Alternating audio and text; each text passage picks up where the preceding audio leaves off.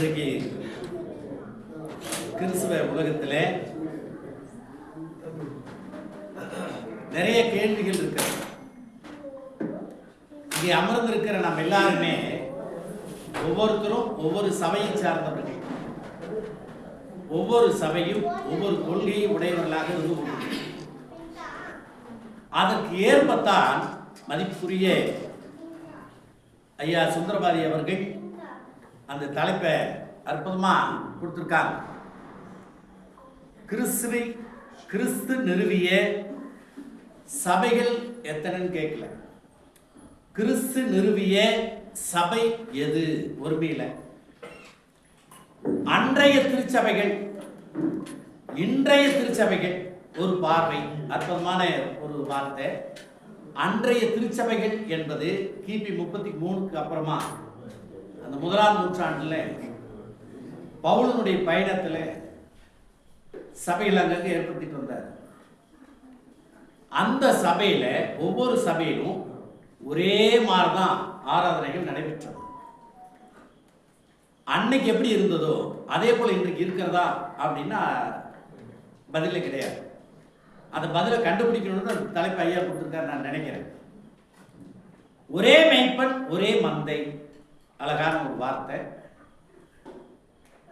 மோசேயின் பயணமும் பவுலின் பயணமும் நம்முடைய பயணமும் என்ற தலைப்பு அற்புதமாக கொடுத்துருக்காரு. கடந்த கூட்டத்தில் இதே இடத்துல ஐயா வந்து எனக்கு பிஹெச்டி பட்டம் கொடுத்தாரு. மோசேயின் பயணம் அப்படின்னு ஒரு தலைப்பு கொடுத்து ஒரு கட்டுரை எழுதி சொன்னார். 42 பக்கம் கட்டுரை எழுதி கொடுத்ததுனால எனக்கு பிஹெச்டி பட்டம் கொடுத்தார். அந்த கட்டுரையை மோசேயின் பயணம் என்று சொல்லி ஒரு புத்தகம் வெளியிட்டேன். 10 ரூபாய்க்கு இங்கே தான் விற்றேன். நிறைய பேர் வாங்கினீங்க, ஞாபகம் இருக்குன்னு நான் நினைக்கிறேன். மோசேயின் பயணம் அப்படின்னா நியாயப்பிரமாணத்தை சுற்றி தான் அவருடைய பயணமெல்லாம் இருந்துச்சு. மோசே எகிப்துல இருந்து இஸ்ரவேல் மக்களை அழைத்து கொண்டு வந்து வனாந்தரத்தில் 40 ஆண்டுகள் வழி நடத்தினார். சோறாக்காமையே சாப்பாடு கொடுத்தார். துணியெல்லாம் பழசாகல, கால் செருப்பெல்லாம் தேயில, காலெல்லாம் வீங்கல. நைட்ல அவர்களுக்கு வெளிச்சம் தேவைப்படல, இருளாக தெரியல. பகல்ல அவங்களுக்கு அந்த ஹீட்டும் அவங்களுக்கு அடிக்கல. மேக சமத்தை தேவன் கொடுத்தார். மோசே அவர்கள் வழி நடத்திட்டு வந்தார். அந்த வழி நடத்தல் அப்படியே ஆண்டவரை இயேசு கிறிஸ்துவுடைய சிலுவையில் கொண்டாந்து விட்டார். இயேசு கிறிஸ்துவுடைய சிலுவையிட்டு கொண்டாந்து விட்டார். கொலைசீர் புத்தகம் 2ஆம் அதிகாரத்தை எடுத்து வாசி பார்த்தீங்கன்னா, கையெழுத்தை குலைத்து அவைகளை நடுவில் இராதபடி சிலுவையிலே ஆணியடித்தார் அப்படின்னு போட்டிருக்கோம். கையெழுத்தை குலைத்து, கையெழுத்துனா நியாயப்பிரமாணம். நியாயப்பிரமாணத்தை மோசே சீனாய் மலையில பெற்றுக்கொண்டு வந்தார். 40 நாள் இருந்தார் சீனாய் மலையில். 40 நாள் இருந்து சாப்பிடாம 10 நாள் பிரமாணத்தை பெற்றுக்கொண்டு வந்தார். இஸ்ரவேல் மக்கள் செய்த அந்த கோலத்தை பார்த்துட்டு அதை போட்டு உடைச்சிட்டார். திரும்ப 2 பலகை செஞ்சுட்டு போய் எழுதிட்டு வந்தார். என்னதான் நமக்கு தெரியும். அந்த இஸ்ரவேல் மக்கள் எல்லாருமே ஆண்டவராய் இயேசு கிறிஸ்துவில அழைத்து கொண்டு வரக்கூடிய ஒரு நிலைத்தான் கொடுத்தது. அவைகள் எல்லாம் நிழலாய் இருக்கிறது என்று கலாத்தியர் சொல்றார். நிஜம் வந்துட்டா நிழலுக்கு வேலை இல்லை, நிஜம் வந்துட்டா நிழலுக்கு வேலை இல்லை. எனவே ஆண்டவராய் இயேசு கிறிஸ்து தான் நிஜம். அப்போ பவுலனுடைய பயணம் என்பது இயேசு கிறிஸ்துவுடைய சுவிசேஷத்தை சுற்றி தான் இருந்தது. பழைய ஏற்பாடு ஒழிஞ்சு போச்சுன்னு பைபிள் சொல்லுது. எபிரேயர் புத்தகம் 8ஆம் அதிகாரத்தில் படிச்சீங்கன்னா உங்களுக்கு தெரியும். கொலைசீர் 2ல் படித்தா நமக்கு தெரியும். பழைய ஏற்பாடு ஒழிந்தது அப்படின்னா இன்னைக்கு அது கையில் நம்ம எடுக்க முடியாது. படிக்கலாம், ஆனால் சட்ட அமல்ல கிடையாது. அப்படி இருக்குதுன்னு நினைச்சா நாமளும் கெடா வெட்டி பொங்க வைக்கணும். அன்னைக்கு வெட்டாங்க இல்லையா, கோழி எடுத்தாங்களா, நம்ம ஊரில் கோழின்னா அங்கே சேவல், அந்த புறா எடுத்தாங்க. நாம் பொங்க வச்சோன்னா அன்னைக்கு வந்து புளிப்பில் அப்பங்களை சுட்டாங்க. ஸோ அவ்வளோதான். அப்போ இன்னைக்கு யாரும் செய்யறது இல்லை. ஏன், என்ன காரணம் என்று சொன்னால் பழைய ஏற்பாடு நிறைவு பெற்றது என்பது அதனுடைய அர்த்தம். இதையெல்லாம் பவுல் சொல்லிட்டு வர, இது எல்லாமே பவுல் சொல்லிட்டு வர. அழகான ஒரு வார்த்தை ஒரு சகோதரி பேசும்போது சொன்னாங்க, கல்லோபதேசம் அப்படின்னு. கல்லோபதேசம்னா யார்? உங்களை பார்த்து எனக்கு கல்லோபதேசமா தெரியுது. உங்க எல்லாத்துக்கும் என்ன பார்த்தா கல்லோபதேசமா இருக்கும். அப்படித்தான் ஒருத்தர் நம்ம பார்த்துக்கிறோம். ஆனா அது அல்ல. கள்ள உபதேசம் அப்படின்னா, ஒரு முறை வண்டியில் போகும்போது பெட்ரோல் காலி ஆகி போச்சு. பக்கத்துல வர்றாரு ஒருத்தர், அவர் பார்த்து கேட்டா, ஐயா இந்த மாதிரி வண்டி நின்று போச்சு, கொஞ்சம் பெட்ரோல் அடிக்கணுமே, ஏதாவது கடை இருந்தால் சொல்லுங்களேன்னு. பக்கத்தில் ஒரு மெல்லிகை கடை போங்க, அங்கே வாங்கிக்கலான்னாங்க. அவங்க ஆல்ரெடி வச்சுருக்காங்க. அப்போ ஒரு 10 லிட்டர் 20 லிட்டர் நான் போனேன், வாங்கினேன். அவங்க பெட்ரோல் விலை அன்றைக்கி வந்து 40 ரூபாய்க்கு விற்றது. பெட்ரோல் எவ்வளோங்க அப்படின்னு, 45 ரூபாய்ங்க அப்படின்னா. நான் கேட்டேன், என்னங்க ஐயா வெளியில் 40 ரூபாய்க்கு விற்கிறாங்க, நீங்கள் 45 ரூபா சொல்கிறீங்களே அப்படின்னு. அவங்க சொல்கிறாங்க, 40 ரூபாய்க்கு பெட்ரோலே கிடைக்க மாட்டேங்குதுங்க, கள்ள மார்க்கெட்டில் வாங்கிட்டு வந்தேன் நான். அப்போது அவங்க லீகலாக வாங்கலை. இப்போ அதே போல் நம்ம வச்சிருக்கிற பணமெல்லாம் நல்ல பணம் தான். கள்ள நோட்டுன்னு ஒன்று இருக்குது, நமக்கு தெரியும். கள்ள நோட்டு பயன்படாது. நம்ம வச்சிருக்கிற நோட்டில் அரசாங்க முத்திரை இருக்கிறது, கள்ள நோட்டில் அது இருக்காது. கடைக்கு போனவங்க வாங்க மாட்டான், பிடிச்சி போட்டுருவான் ஜெயிலில். நல்ல நோட்டுக்கு கள்ள நோட்டுக்கு வித்தியாசம் வேண்டும் என்று சொல்லி அரசாங்கம் முத்திரையோடு கொடுத்துருக்கிறது. அதைத்தான் பயன்படுத்தணும். கள்ள நோட்டை பயன்படுத்தினா அதையும் சில பேர் பயன்படுத்திட்டு இருக்கிறாங்க. கள்ள நோட்டும் சில பேர் பயன்படுத்திட்டு இருக்கிறாங்க. நீ 100 ரூபா கொடுத்தா நல்ல நோட்டு, நான் 200 ரூபா தரேன் கள்ள நோட்டு இருக்கிறாங்க.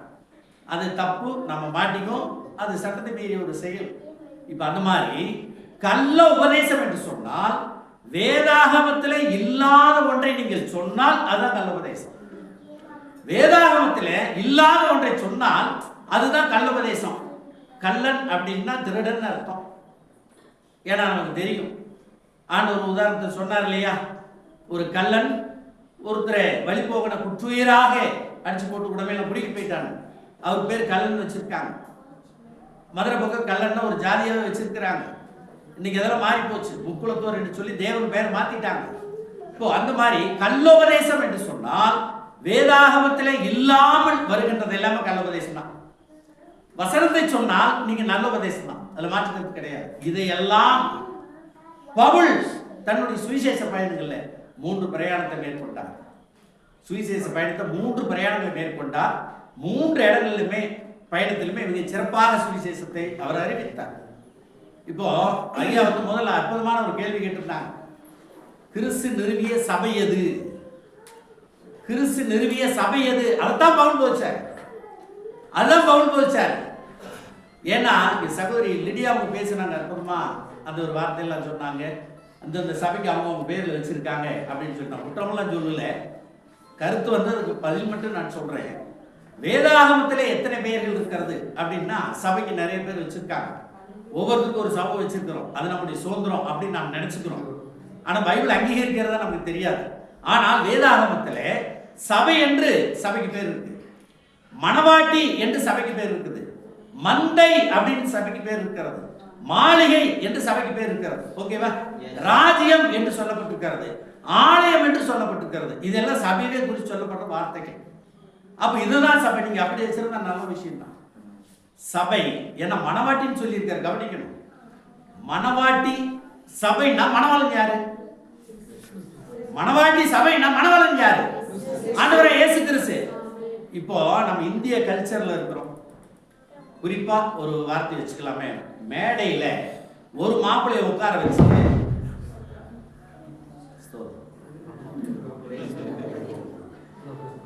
மறுபடியும் தண்ணி குடிக்கணும்னு நினைச்சேன்.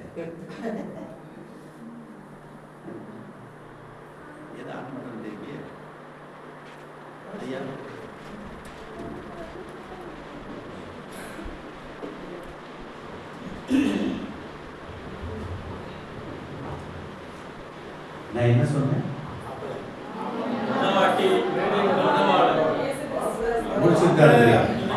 முடிச்சுட்டு இருக்கிறீங்க. இப்போ மணவாளன் ஆண்டவராகிய இயேசு கிறிஸ்து என்று சொன்னால் மணவாட்டியா சபை. சரி, ஒரு மாப்பிள்ளையை உட்கார வச்சு 10 பொண்ணு வரிசை தாலி கட்ட சொல்லி விட்டுறலாமா? அது நடக்குமா?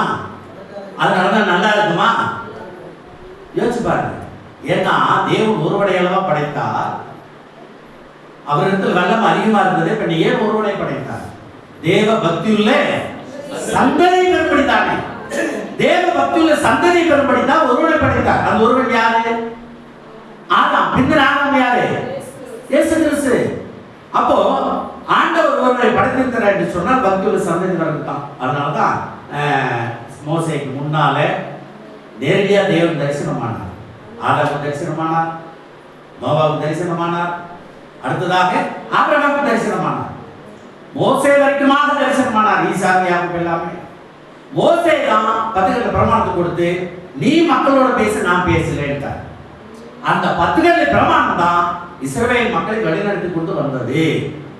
இன்னைக்கு இஸ்ரவேல் மக்கள் தேசத்தில் பயங்கரமான குளறுபடி இருக்கிறது நமக்கு நல்லா தெரியும்.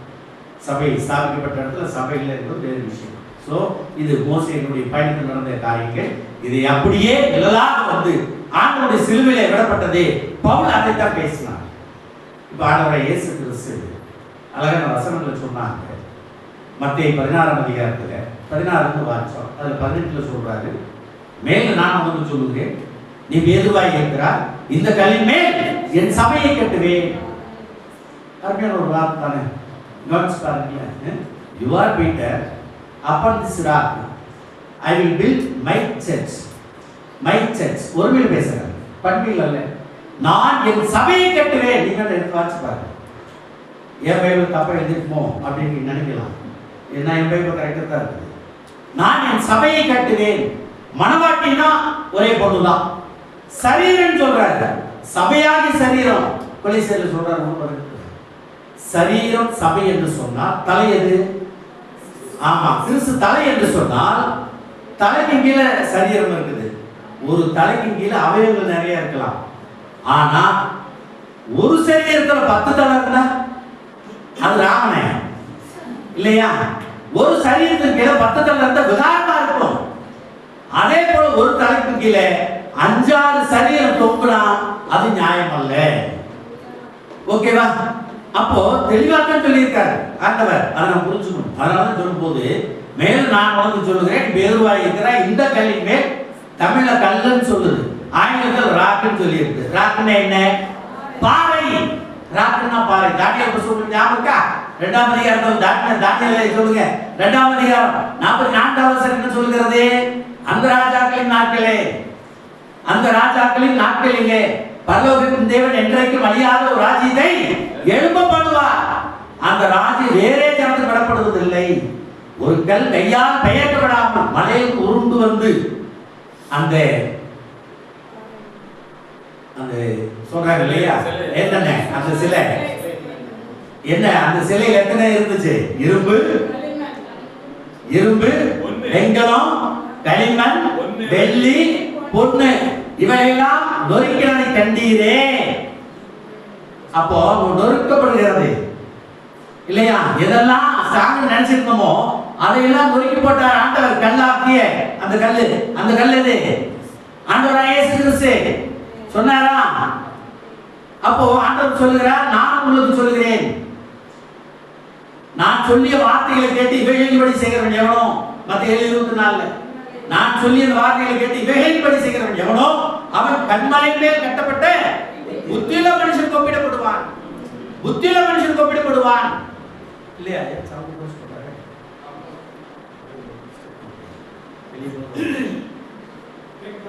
அப்போ ஆண்டவர் கற்பாறையின் மேல் கட்டப்பட்டது. ஆண்டவர் இயேசு கிறிஸ்து சொல்லும் போது ஞான கண்மலையின் தண்ணீரை குடித்தீர்களே, அந்த ஞான கண்மலை யாரு? ஆண்டவர் இயேசு கிறிஸ்து. அந்த பாறையின் மேல் சபை கட்டப்படும், என் சபை நான் சொல்றார். ஓகேவா? நல்லா அனலைஸ் பண்ணி பாருங்க. எபிரேயர் புத்தகத்தில் சொல்றாரு 11:1, விசுவாசமானது நம்பப்படும் உறுதியும் காணப்படாத நிச்சயமாய் இருக்கிறது. விசுவாசம் என்ன? இந்த விசுவாசம் எப்படி வருகிறது? ரோமர் 10:17 என்ன சொல்லுகிறது? எங்க உபதேசம் இல்ல, பைபிள் சொல்ற உபதேசம். நான் படிச்சது சொல்றேன், நீங்க படிச்சது அப்படித்தான் வரும். கவனிங்க. ஆதலால் விசுவாசம் கேள்வினால் வரும், கேள்வி தேவனுடைய வசனத்தினாலே வரும். வசனத்தை கேட்கறதுனால தான் நமக்கு விசுவாசம் வரும். ஏன் பிள்ளை சாட்சி சொன்னாங்க, எங்க ஆண்டவர் கொடுத்தாரு அப்படின்னு சொல்றதுனால தான் கேட்கறாங்க அப்படின்னு நாங்க வரோம். அதான் அர்த்தம். இந்த டாக்டருக்கு போன காய்ச்சல் நல்லா ஆயிடுச்சு அப்படின்னு 4 பேருக்கு சொன்னா அந்த டாக்டர் தான் போய் பார்ப்பாங்க. யோசிச்சு பாருங்க, வேதவசனம் சொல்றதுதான் நம்ம சொல்லிட்டு இருக்கோம். அப்போ அந்த விசுவாசம் வசனத்தினாலே வருகிறது. அதே எபிரேயர் சொல்றாரு, விசுவாசம் இல்லாமல் தேவனுக்கு பிரியமாயிருப்பது கூடாத காரியம். தேவனிடத்தில் சேர்கிறவன் அவன் உண்டென்றும் தம்மை தேடுகிறவர்களுக்கு பலன் அளிக்கிறார் என்று விசுவாசிக்க வேண்டும் சொன்னாரா? ஆமா. அதே போல பவுல் சிறையில் இருக்கும் போது அந்த சிறை அதிகாரி என்ன பண்ணாரு? ஆண்டவரே ரட்சிக்கப்படுவதற்கு என்ன செய்ய வேண்டும்? அப்ப பவுல் என்ன சொன்னார்? கர்த்தராகிய இயேசு கிறிஸ்துவை விசுவாசி, அப்பொழுது நீங்க வீட்டாரும் ரட்சிக்கப்படுவீர்கள். மார்க் 16:14 என்ன சொல்றாரு? விசுவாசம் உள்ளவனை ஞானஸ்நானம் பெற்றவன் ரட்சிக்கப்படுவான், விசுவாசியானவனோ ஆக்கினைக்குள்ளாக தீர்க்கப்படுவான். அப்போ விசுவாசத்தினால ஞானஸ்நானம் பெற்றால் தான் நம்ம ரட்சிக்கப்படுறோம் அப்படின்னு பைபிள் சொல்லுது இல்லையா? அதுக்கு பிறகு நீங்க புதுசா கொடுத்தா கொடுத்துக்கலாம், யாரும் கேட்க போறது இல்லை இல்லையா? யாரும் கேட்க போறது இல்லை. விசுவாசம் உள்ளவனாய் ஞானஸ்நானம் பெற்றவன் ரட்சிக்கப்படுவான். அதே வசனத்தை சகோதரி ஒருத்தர் வாச்சாங்க. அப்போஸ்தலர் 2:47 என்ன சொல்லப்பட்டிருக்கிறது? தேவனை துதித்து ஜனங்கள் எல்லாரும் தயப்பட்டிருந்தார்கள், ரட்சிக்கப்படுகிறவர்களே கர்த்தர் அனுதினம் சபையிலே, நீங்கள் நான் சபையை சேர்க்கிறது இல்லை, கர்த்தரை சேர்க்கிறார். நம்மளால் சேர்க்க முடியாது, கழிக்க முடியாது இல்லையா? ஒருவரும் பூட்டக்கூடாதவர் அவர் தான், திறக்கக்கூடாத பூட்டு போடுறவர் அவர் தான். எனக்கு அவர் தான் சேர்த்துக்கிறார். அவர் சேர்த்துன ஒரு மனுஷனை வேண்டான்னு சொல்றதுக்கு நீங்கள் எனக்கு அதிகாரமே கிடையாது. அப்போ ரட்சிக்கப்பட்டவர்களை கர்த்தர் அனுப்பி சபையில சேர்த்து கொண்டு வந்தாருன்னா எந்த சபை? அதான் கேள்வி கேட்டார். ஐயா போட்ட தலைப்பில் தான் பேசிட்டு இருக்கிறேன், ஐயா போட்ட தலைப்பில் பேசிட்டு இருக்கிறேன் இல்லையா? எந்த சபையில? அப்ப நம்ம யோசிச்சு பாருங்க. கலாத்தியர் சொல்றது 3:27 என்ன சொல்றாரு? ஏனெனில் கிறிஸ்துவுக்குள்ளாக ஞானஸ்நானம் பெற்றவர்கள் எத்தனை பேரோ அத்தனை பேரும் கிறிஸ்துவை தரித்து கொண்டீர்களே. ஓகேவா? அதாவது வடமொழி சொல் தரித்து கொள்ளுதல் என்பது சமஸ்கிருதம். அது ஆங்கிலத்தில் வேற நாம சொல்றோம். தமிழ்ல அணிந்து கொள்ளுதல் அல்லது போட்டுக் கொள்ளுதல். ஞானஸ்நானம் எடுத்தா நம்ம கிறிஸ்துவை அணிந்து கொண்ட பெற்று பொருள், கிறிஸ்துவை அணிந்து கொண்ட பெற்று பொருள் இல்லையா? யோசிச்சு பாருங்க. நீங்க பேசும்போது ஒரு சுதந்திரம் வாங்குறீங்கல்ல, நானும் வாங்கிக்கிறேன். அப்போ இல்லை எங்க விட்டாங்க? கிறிஸ்துவை தரித்து கொண்டோம், கிறிஸ்துவை தரித்து கொண்டோம். கிறிஸ்துவை அறிந்து கொண்டோம்னா இப்போ முதல்ல அந்தியோகியாவில் சீசர்களுக்கு என்ன பேர் வந்தது? அப்போஸ்தலர் 11:26 முதல் அந்தியோகியாவிலே சீசர்களுக்கு கிறிஸ்தவர்கள் என்ற பேர் வந்தது. சொல்லப்பட்டனா? சகோதரி லிடியா அந்த வார்த்தை கையாட்டாங்க. கவனிச்சீங்களா? சபைன்னா என்ன? கூடுகிற கூட்டம். ஓகேவா? 1 கொரிந்தியர் 1:2 வசனம் சொல்லுது, கூடுகின்ற கூட்டம் தான் சபை. சபைனா அந்த கட்டடம் அல்ல. கட்டடம் வேணும் என்பது வேறு விஷயம், கட்டடம் வேணும் என்பது வேறு விஷயம். ஆனா சபைதான் கூட்டம். ஏன்னா ஆண்டவர் என்ன சொன்னார்? சேவன் மூலமா கைகளினால் கட்டப்பட்ட கோவிலில் தேவன் வாசம் பண்ணுவதில்லை என்றார். ஏன்னா தேவாலயத்தை உடைச்சிட்டாங்க. அப்போ அழியாத ஒரு ராஜ்யத்தை ஆண்டவர் வச்சிருக்காரு. அது கட்டடம் தேவையில்லை, மழை வந்தா வேணும், காற்றடிச்சா வேணும். ஆனால் சபை என்பது கூட்டம். அதை வரிசை கணக்கு சொன்னாங்க. சபையில 2000 பேர் கூடுறாங்க. ஐயா மனவரையை சொன்னாரு, கேட்க எவ்வளவு சந்தோஷமா இருந்தது. ஆண்டவர் என்ன சொன்னார்? எங்கே நாமத்தால 2-3 பேர் கூடி இருப்பீர்களோ அங்கே நான் வாசமா இருப்பேன்னு சொன்னாரா இல்லையா? அப்போ அவர் வாசம் எங்கே இருக்கிறாரோ அதான் சபை, அதான் ஆலயம், அதான் சபை. ஓகேவா? நான் 2-3 வருஷத்துக்கு சொல்லி முடிச்சிடறேன். ஏன்னா ஐயா கையை காமிச்சிட்டாரு. அப்போ முதல் அந்தியோகியாவிலே சீசர்களுக்கு கிறிஸ்தவர்கள் என்ற பேர் வந்துருச்சு. அப்படின்னா கிறிஸ்தவர்கள் கூடி ஆராதனை செய்கின்ற அந்த சபைக்கு என்ன பேர் வைக்கலாம்? என்ன பேர் வைக்கலாம்? கிறிஸ்துவின் சபை. ரோமர் 16:16 மட்டும் வாசிங்க. நான் தப்பா கூட சொல்லிடுறேன். ரோமர் 16:16 கிறிஸ்துவின் சபையார்களை வாழ்த்துங்கள், ஒருவரை ஒருவர் பரிசுத்தத்தினோடு வாழ்த்துங்கள், கிறிஸ்துவின் சபையார்களை. அந்த பேர் நான் வைக்கல, பைபிள்ல பவுல் வச்சிருக்காரு, ஆண்டவரே வச்சிருக்கார். அந்த சபையில தான் நான் இருக்கேன். தேங்க்யூ.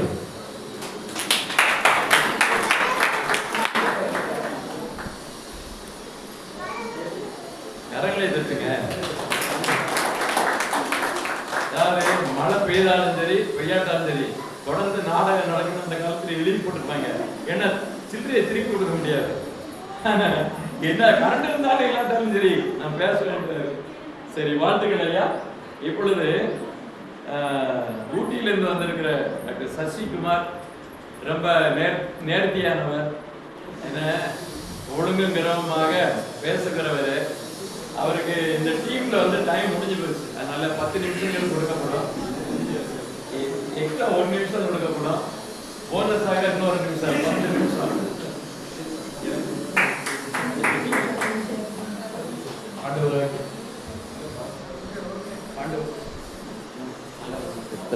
ஆண்டவராகிய இயேசு